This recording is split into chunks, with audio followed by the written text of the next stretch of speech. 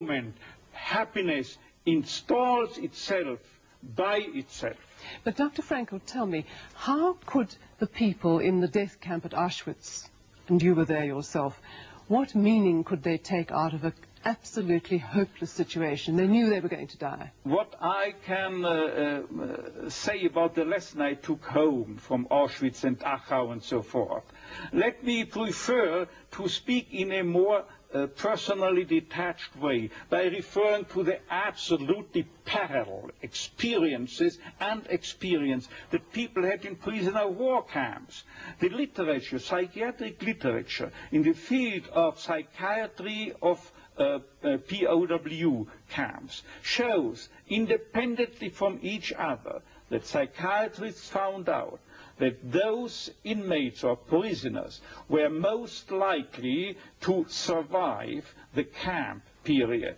Those, I say, who were orientated toward a future, orientated toward becoming free again in the future, and most importantly, oriented to a meaning that they had to fulfill in the future, a task that they had to complete in the future, and or to be reunited with their beloved people in the future again. Let me just recount an incident that happened to me in one of my own concentration camps.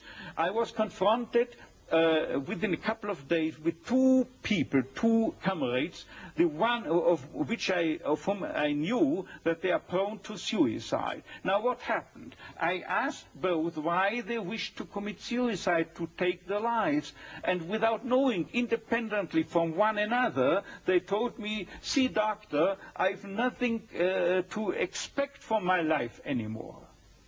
And you know what I improvisingly asked them?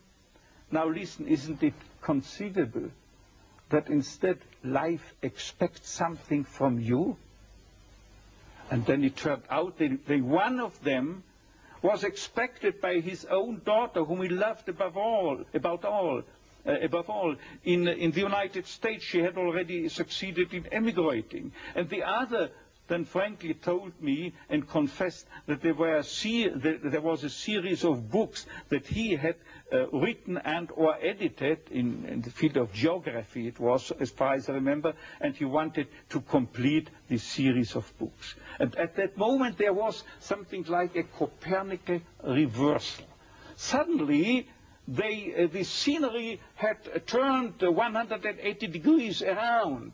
Suddenly they saw they have to do something for the world and not waiting until the judgment is issued, death or survival. But these very people had the highest chances to survive under equal circumstances, of course. What I mean is that millions had to die in the concentration camps, particularly in Auschwitz, as you might know, and millions and hundred thousands of them were certainly oriented toward a meaning, if for no other meaning, in religious terms.